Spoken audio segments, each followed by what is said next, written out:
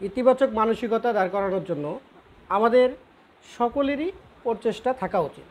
তো ইতিবাচক মানসিকতা আপনি কোন প্রক্রিয়ায় বা কোন প্রচেষ্টায় আপনি অর্জন করতে পারবেন সেই জিনিসটা আমি সংক্ষেপে বলবো। যেটা হচ্ছে আপনার প্রথমত আপনার থিঙ্কিংটা সবসময় ইতিবাচক করার মানসিকতা বা প্রয়াস থাকতে হবে আপনার মাঝে। আপনি যদি সবসময় ইতিবাচক থিঙ্কিং করার প্রয়াস রাখেন তাহলে দেখবেন আপনি কিন্তু একটা সময় গিয়ে আপনার সকল থিঙ্কিং দেখবেন যে সকল ঘটনার পরিপ্রেক্ষিতে আপনি ইতিবাচক চিন্তাধারা বা ইতিবাচক সিদ্ধান্ত গ্রহণ করতে পারবেন। দ্বিতীয়ত, আমরা যাদের সাথে মিশি তারা যদি খারাপ হয় তাহলে কিন্তু আপনি কখনোই সেটাকে ফ্লারিশ করতে পারবেন না ইতিবাচক চিন্তাকে। তো ইতিবাচক চিন্তাকে ফ্লারিশ করার জন্য আপনার বেশি বেশি ভালো মানুষদের সাথে মিশতে হবে।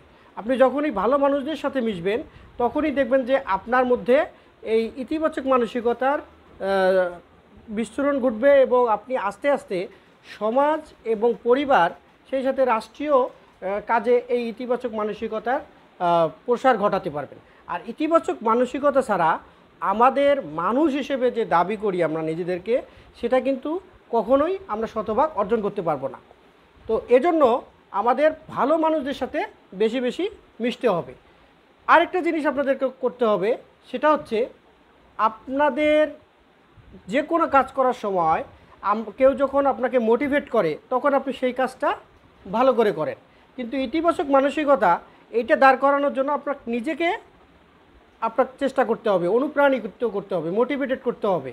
আপনি নিজেকে যদি মোটিভেটেড করার মতো কোনো কাজ প্রতিদিন ছোট ছোট কোনো কাজ করতে পারেন যেটা আপনার ভালো লাগে, এই কাজটা যদি আপনি ডেইলি করতে পারেন তাহলে দেখবেন আপনি নিজেই মোটিভেটেড হয়ে যাচ্ছেন এবং এই ছোট ছোট ভালো কাজগুলো আপনাকে অনুপ্রাণিত করবে ইতিবাচক মানুষ হিসেবে দাঁড় করাতে, এবং সেই সাথে আপনার ইতিবাচক মানসিকতার যে যে সাফল্য আপনি চান সেটা কিন্তু অটোমেটিক্যালি সেটা অর্জন হয়ে যাবে। তো এভাবে আমরা আমাদের সার্বিক যে আমাদের জীবন প্রণালী বা আমাদের জীবনযাপন, সেখানে আমরা এই ইতিবাচক মানসিকতার বিজয় দেখতে পারি। এভাবেই আমাদের দেশ এবং সমাজ পরিবার সবাই সুখে শান্তিতে আমরা বাস করতে পারবো। ধন্যবাদ সবাইকে।